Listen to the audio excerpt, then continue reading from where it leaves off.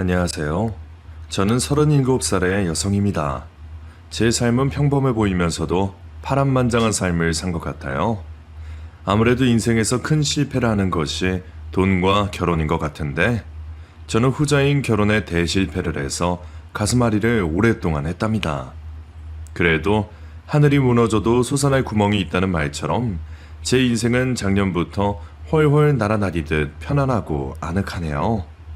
그럼 제가 오늘 여기까지 어떤 사건이 벌어졌는지 사연을 들려드리도록 하겠습니다. 엄청 재밌고 시원한 이야기니 편안하게 들어주시길 바랍니다. 제 인생은 어렸을 때부터 매우 어두웠어요. 아빠는 가장의 역할을 하지 못하는 분이셨어요. 돈을 벌기는커녕 매일 집에서 술 마시고 신세한탄하기 바쁜 분이셨답니다. 게다가 매일같이 취해서 엄마를 때리셨고, 그런 엄마는 공장에서 벌어오는 돈을 전부 아빠에게 빼앗기셨답니다. 그렇게 우울한 성장기를 지나자 아빠는 간암으로 돌아가셨고, 엄마는 공장에서 안 좋은 공기를 맡아가며 일하셔서 폐암으로 세상을 떠나셨답니다. 20살에 혼자가 된 저는 엄마한테 미안하지만 차라리 잘 됐다는 생각을 하게 되었어요. 아빠든 엄마든 저에게 상처가 되는 존재였기 때문에 옆에 없으니 숨통이 트였답니다. 20살 해에는 또래 아이들이 매우 부러웠어요. 다들 대학교에 다니며 캠퍼스의 낭만을 즐기는데, 저는 고등학교 때 취득한 도배 자격증으로 인테리어 회사에 출근하게 되었죠. 그래서 예쁜 옷 대신 후줄근한 작업복을 입고 다녔고, 구두 대신 안전화를 신고 다녔어요. 일당 10만 원을 받으며 만족하는 삶을 살아야 했죠. 혼자 지낼 월세방도 사치여서 월 12만 원짜리 고시원에서 지냈답니다. 거의 10년 동안 삶의 변화가 하나도 없이 똑같은 하루를 보냈더니 통장에 꽤 많은 돈이 쌓였어요. 혼자 살 전셋집을 구할 정도로 말이죠. 그런데 그 돈은 전셋집이 아닌 혼수 자금으로 쓰게 되었습니다. 혼자 사는 남자의 집을 도배해 준 적이 있었는데 5년 전부터 그 남자와 사귀게 되었거든요. 제 인생에 다시 가족을 이룰 거라 생각해보지 못했는데 그가 저에게 아내가 되어달라고 프로포즈를 했답니다.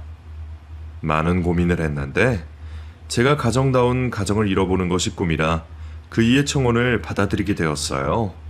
또 자식을 낳게 된다면 절대 저처럼 자라지 않게 하고 많은 사랑과 지원을 아끼지 않는 좋은 엄마가 되고 싶었습니다. 다행히 시댁 식구들도 저를 반겨주는 분위기였습니다. 저의 과거를 털어놓았더니 그동안 고생 많았겠다며 당신들이 이제부터 저희 부모님이 되어주시겠다고 하셨어요. 그래서 결혼식을 조촐하게 올리고 남편과 살 아주 작은 신혼집에 들어가 신혼생활을 시작했죠. 그이는 물류센터에서 일하는데 주야 교대로 일을 해서 매번 피로에 찌들어 있었네요. 출퇴근 시간이 자주 엇갈리기도 해서 신혼다운 신혼을 거의 보내지 못하는 게 일상이었습니다. 여보, 물류센터 그만두고 다른 일 찾아보면 안 될까? 그게 무슨 말이야? 내 학력이 여기보다 좋은 데 들어갈 수가 있겠어? 월급도 다른 데보다 많이 받고 복지도 잘 돼 있잖아. 이 집 대출금 갚으려면 끝까지 버텨야 한다고. 내가 도와줄 테니까 주간에만 일하는 일을 찾아보면 좋겠어. 당신이 밤에 일하고 낮에 집에 오는 거 보기에도 안쓰럽고 같이 잠도 자주 못해서 아쉽단 말이야.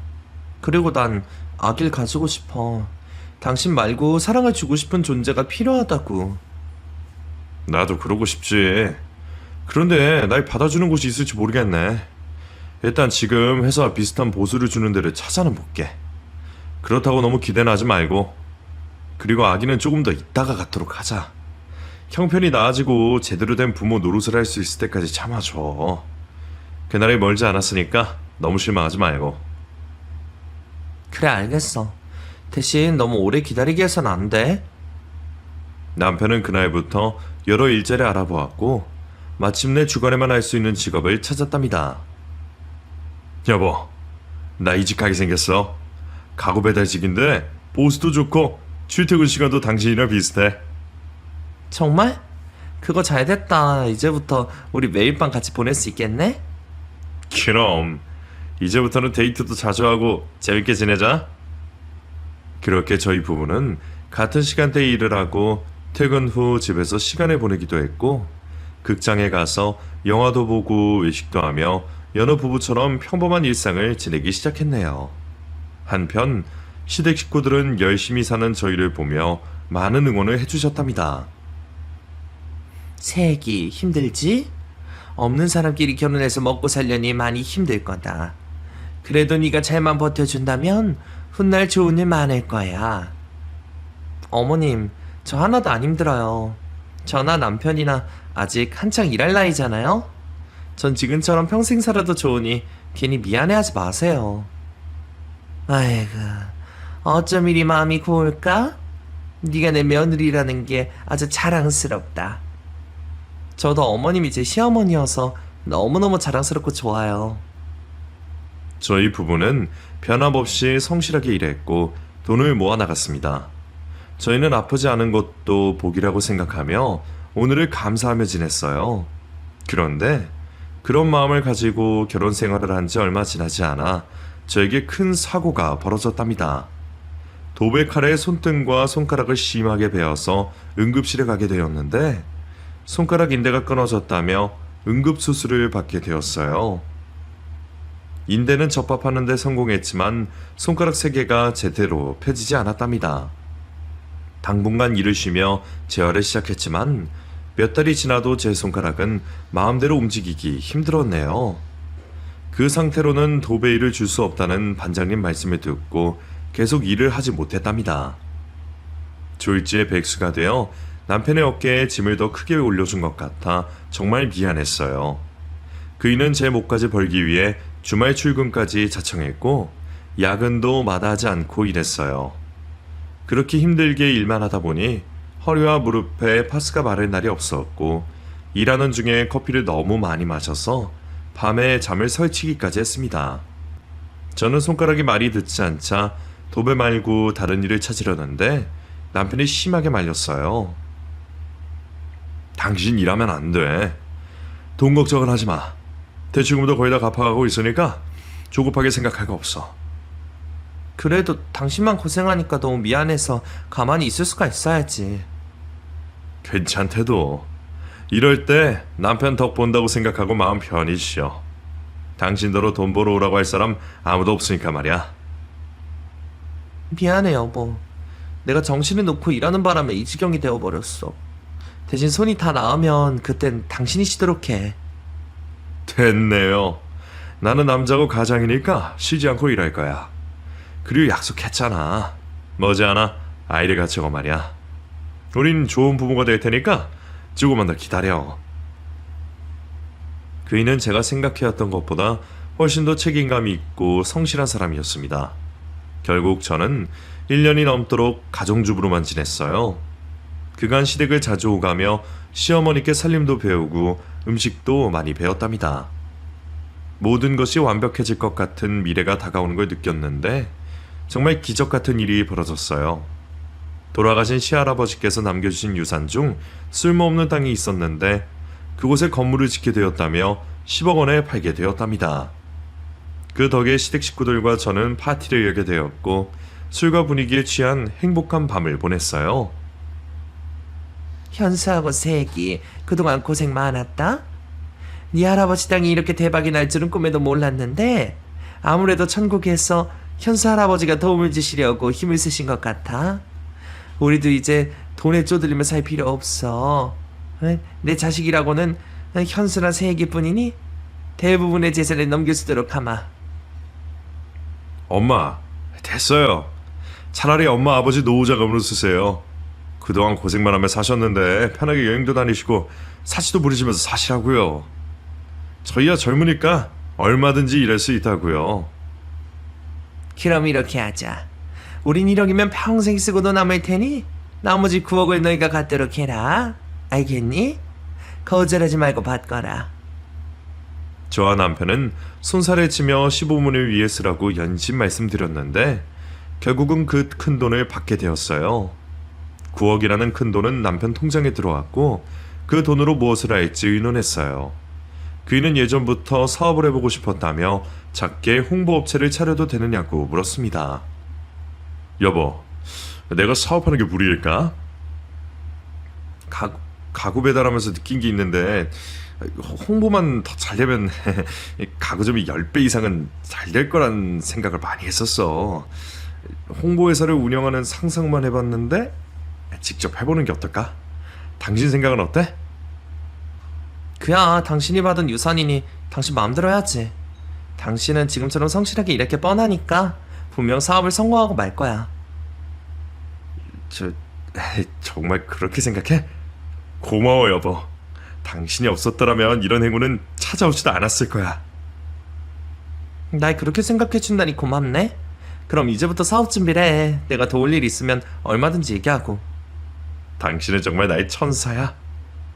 그럼 우리 이제 아이를 가져도 되는 거지? 여보, 일단 사업을 시작하고 자리를 제대로 잡으면 그때 갖자. 바쁜 거 끝나고 말이야. 좋아. 당신은 금세 자리 잡을 테니까 조금만 기다리면 될 거야. 그렇게 남편과 저는 같이 사무실을 알아보러 다녔고 홍보 일에 필요한 장비와 디자이너를 고용했답니다. 전단지부터 간판과 배너, 행사 MC와 나레이터 모델까지 섭외해서 서울 경기권에서 들어오는 일을 멋지게 수행했어요. 2달 만에 매출은 1,000만 원대로 올랐고 앞으로 성공 가능성이 크게 열렸었다는 걸 피부로 느꼈죠. 한편 그 이는 저에게 일하러 나오지 말라고 했습니다. 앞으로 사모님으로만 살라며 자기가 벌어다 주는 돈으로 호의호식하라고 하더군요. 연신 쉬라는 말에 남편의 의견을 존중하기로 했고 내조에만 힘쓰는 주부로 지내게 되었죠. 그렇게 손바닥 뒤집듯이 갑자기 변한 남편과 시댁 식구들은 먹는 것과 입는 것이 달라졌고 걷는 자세와 말투까지 변했습니다. 좋아 보이긴 했지만 뭔가 찝찝하기도 했어요. 늘 을의 입장으로 살던 사람들이 갑의 입장으로 살아서인지 난감한 순간들이 여러 번 있었어요. 시어머니와 둘이 처음 백화점을 가게 되었는데 점원이 제품 설명을 하다 말고 다른 손님에게 가자 시어머니가 빈정이 상했는지 점원 머리에 신용카드를 던지더라고요. 야 이년아, 나랑 말하다 말고 어딜 가는 거야? 내가 구경만 하다가 갈 손님으로 보이느냐? 당장 이 가방 결제, 그리고 나한테 사과해라. 어머님 왜 그러세요? 여기 직원이 한 명뿐이라 바쁘게 왔다 갔다 하고 있는 거잖아요. 우리 무시해서 그런 게 아니라고요. 얘가 이제 시어머니를 가르쳐 드리려고 하네? 넌 시애미가 화내내면 같은 편을 들어줘야지. 어디 거지 같은 직원을 감싸둬라. 어머님 그게 아니라 지금 상황에서 화내낼 게 아닌 것 같아서 드리는 말씀이에요. 그러자 시어머니는 화를 주체하지 못하고 혼자 백화점에서 나가셨고 제가 뒤에서 아무리 불러도 아무 대답도 하지 않고 택시를 타고 유유히 사라졌습니다. 그리고 사업하는 남편도 저에 대한 태도가 달라졌어요. 다정하고 사려 깊은 모습은 사라지고 까칠하고 쉽게 짜증을 내는 모습이었답니다. 당신, 반찬 이게 뭐야? 밖에 나가서 돈 버는 사람이 이런 풀떼기만 먹으면 힘이 나겠어? 어떻게 된 게 예나 지금이나 반찬이 왜 똑같은 거야? 내가 얼마나 버는 사람인지 몰라? 또 얼마나 많은 재산을 가지고 있는지 모르는 거냐고. 여보, 무슨 말을 그렇게 해. 당신이 요즘 고기를 너무 많이 먹어서 야채 먹을 필요가 있을 것 같아 준비한 거야. 그리고 밥상 하나 가지고 재산이 어쨌니 하면서 호통치는 건 무슨 경우야? 너 지금 나한테 대드는 거냐? 하늘 같은 남편이 반찬 투정을 하면 새로 차리지는 못할 망정 잔소리 나야 돼? 알았어. 내일부터 고기 반찬 실컷 해놓을게. 오늘만 그렇게 먹고 출근해. 그런 태도로 저를 대하는데 참 안타깝게만 느껴졌어요. 돈이 있고 없고의 차이가 이렇게 나는 사람들이니 나중에 더 많은 돈을 거머쥐면 저에게 어떤 대우를 할지 걱정이 되더군요. 그런데 거기까지 갈 필요도 없이 저희 가정에 큰 문제가 생겼습니다. 저에게 회사엔 절대 나오지 말라던 남편이 같이 일하는 나레이터 모델과 바람이 나고 말았더라고요. 처음엔 전화통화하는 걸 엿듣고 의심했는데 직접 회사에 찾아가 보니 남편과 상간녀만의 공간을 따로 만들어 놨더라고요. 거기엔 침실까지 있었답니다.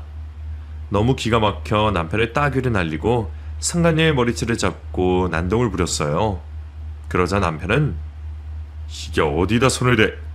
내 애인한테 떨어지지 못하겠어? 라며 적반하장으로 나오는 겁니다. 어이가 없다는 걸 이럴 때 쓰는 표현이 맞죠? 저는 정말 어이가 없었어요. 바람 피운 놈이 상간녀에게 손을 대지 말라는데 황당하고 미치겠더라고요. 당신 바람나서 아이 가는 걸 피한 거였어?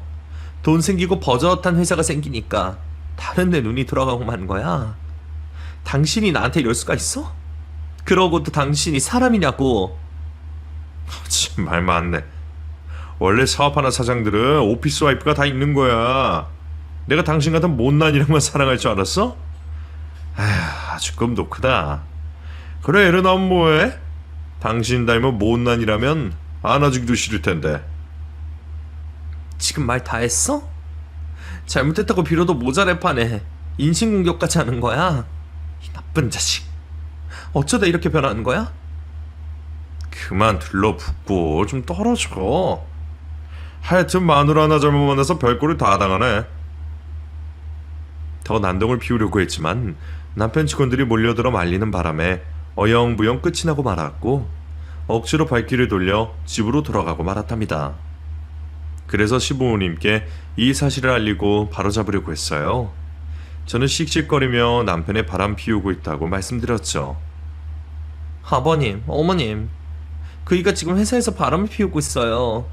나레이터 모델하고 대놓고 사무실에 침실까지 만들었다니까요? 그러자 시아버지는 무뚝뚝하게 사례가 되었으면 바람도 피울 수 있는 거지.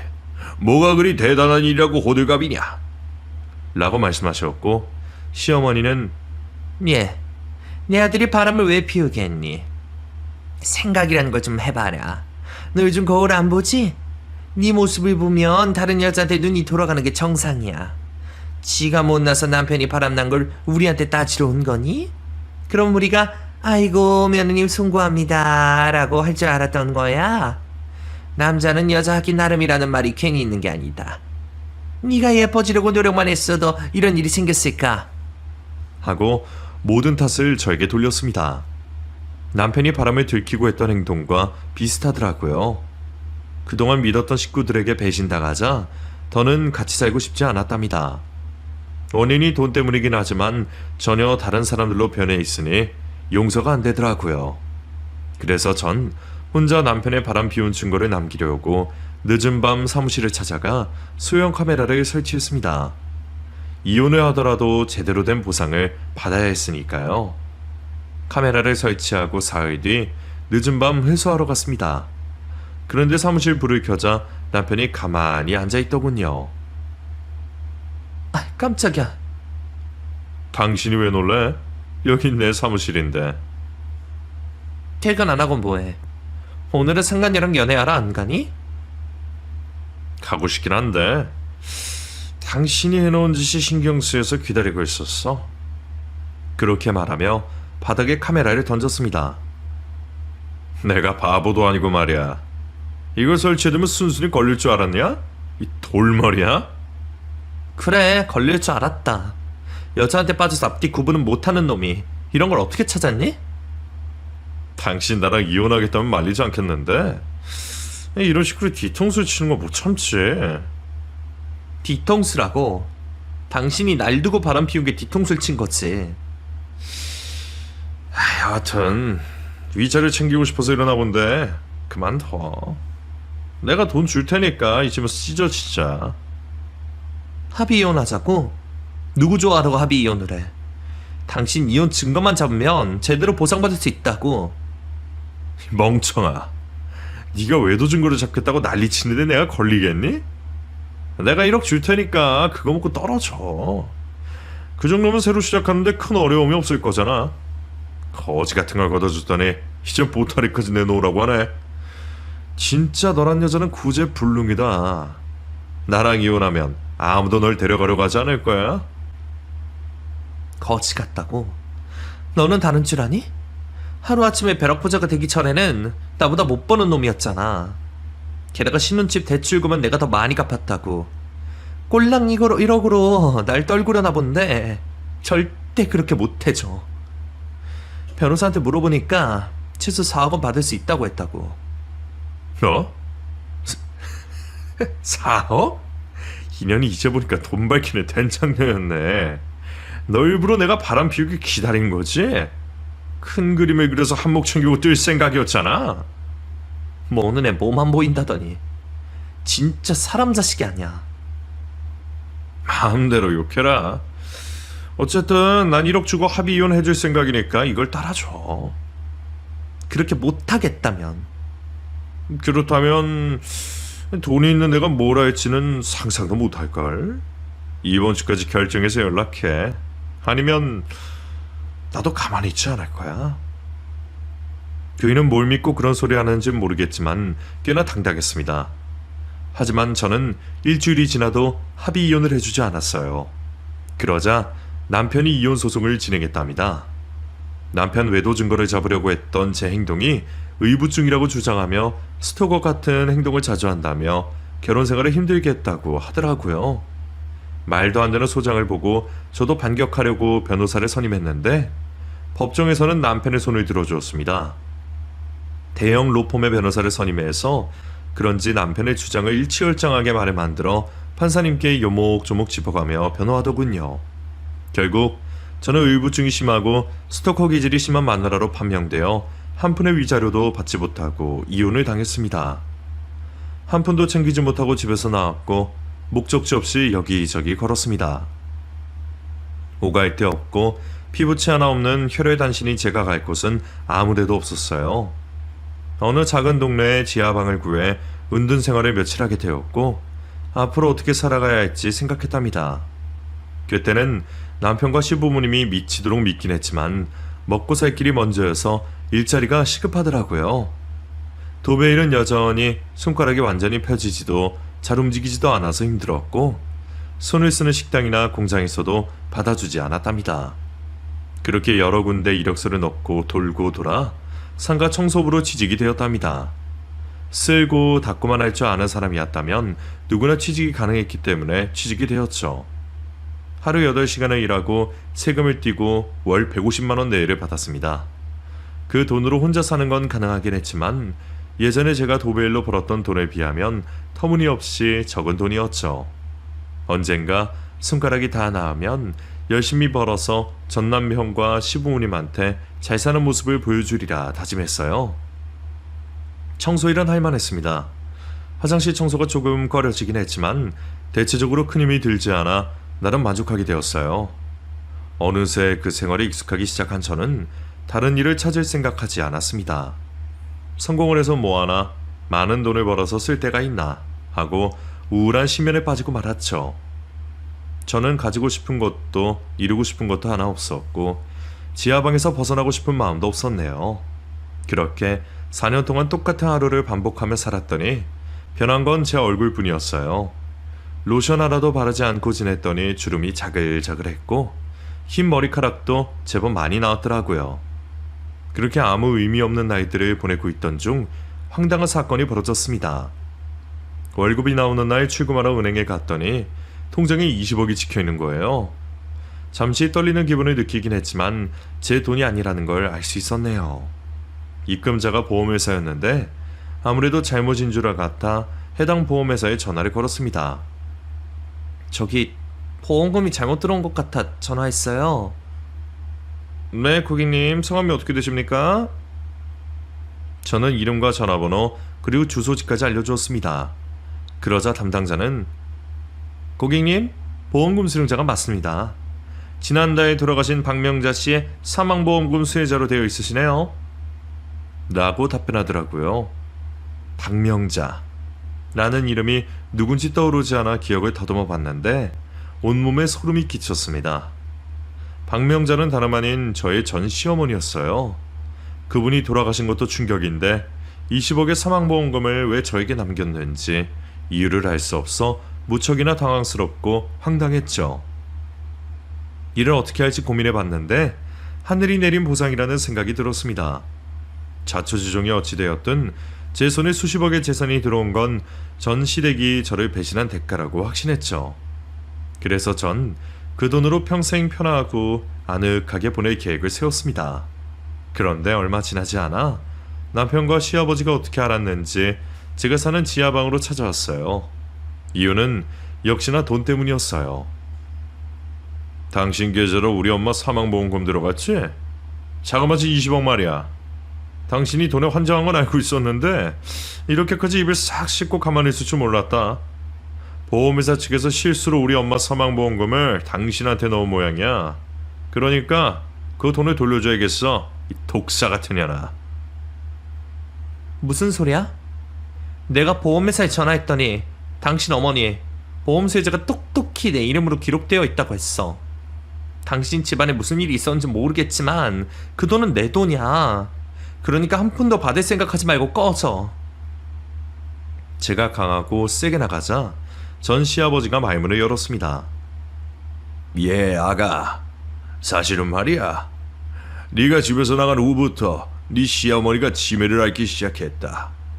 네 시어머니는 치매 쪽에 유산을 남기고 싶었는지 우리한테 말도 하지 않고 고액의 보험을 가입했어. 그런데 깜빡깜빡하던 네 시모가 실수로 수혜자 이름을 너로 썼나봐. 모든 건 실수로 된 결과이니 이를 바로잡는 게 옳지 않겠느냐. 이젠 네 시어머니도 아니고 우리 두 사람의 식구잖니. 어서 보험금을 돌려주거라. 그렇게 못하겠는데요.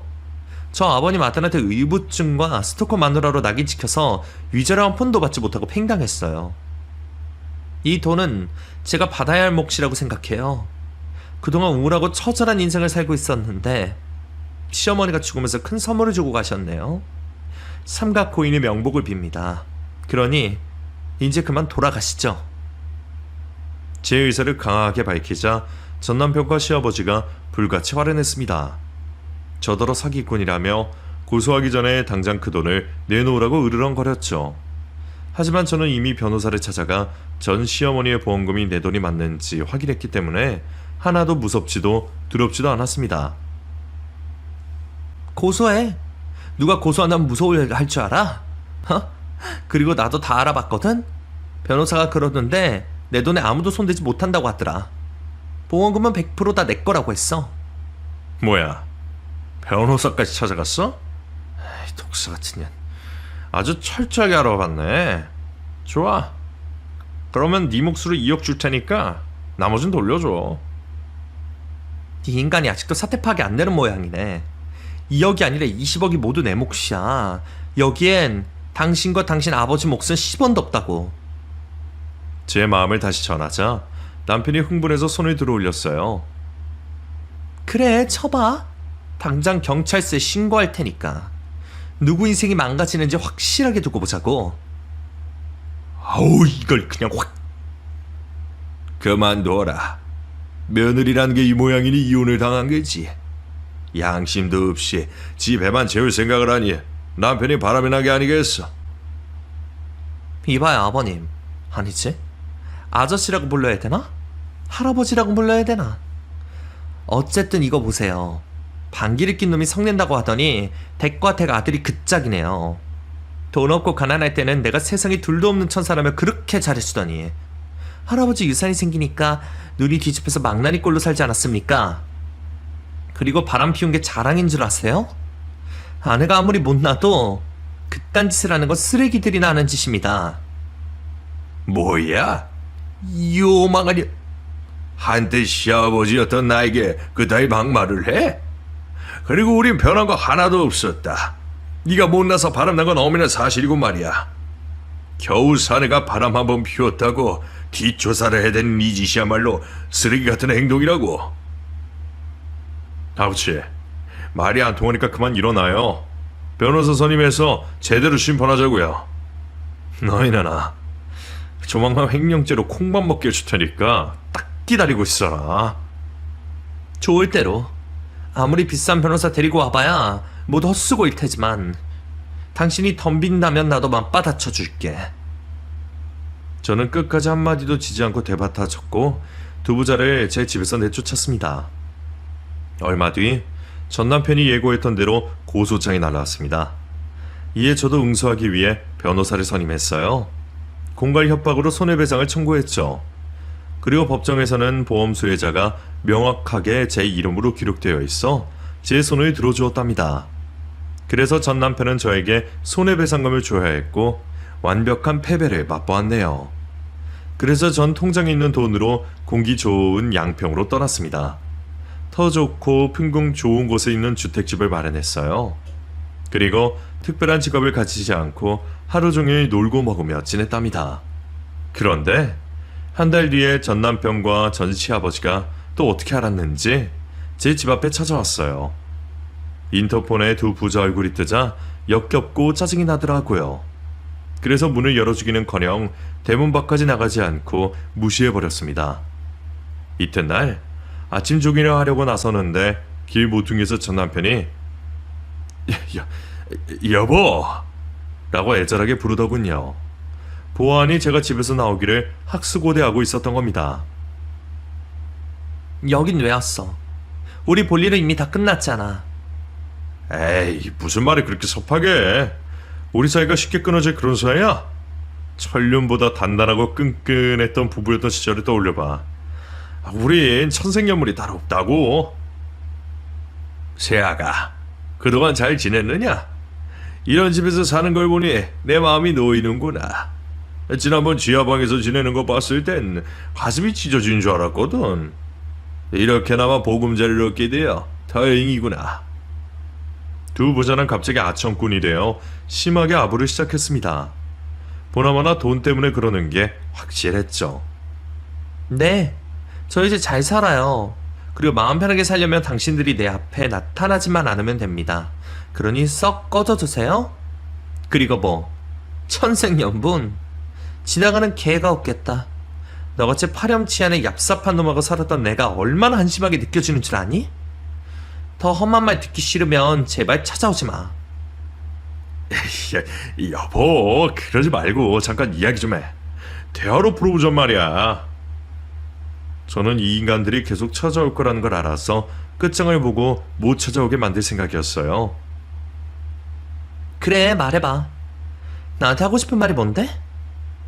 우리 다시 시작하자. 사실 당신과 이혼하고 마음이 안 좋았어. 내가 바람을 피워서 그 사달이 났으니 내 발등을 찍은 거긴 하지만 난 아직도 당신을 사랑한다고. 웃기는 소리 하고 있네. 그 나레이터 모델한테 벌써 차였냐? 나 같은 못난이랑 급이 다르다고 했잖아. 그게 사실은 재작년부터 내 사업이 힘들어졌어. 매출도 반에 반 토막이 나서 직원들 월급도 제대로 주지 못했지. 그렇게 억지로 버티다가 얼마 전에 폐업하고 말았어. 그 나레이터녀는 진작에 도망갔고 말이야. 그거였구나. 돈 떨어지고 여자도 없으니 아쉬운 대로 나가 살아보겠다는 거야? 이젠 나한테 돈도 있으니 들러붙으면 좋겠다 싶었니? 아니야, 무슨 말을 그렇게 해. 이 사나이의 심정을 무시하지 말라고. 난 진심으로 하는 말이야. 정말 당신과 행복하게 살고 싶어. 맞다, 세아가. 우린 너와 다시 가족이 되고 싶어. 너 없는 하늘 아래에서 사는 건 굉장히 괴로운 일이었단다. 이제라도 다시 인연이 되어보는 게 어떻겠니? 야, 양심도 없는 것들아. 쌍으로 나한테 들러붙으려 가지고 작정을 한 거야.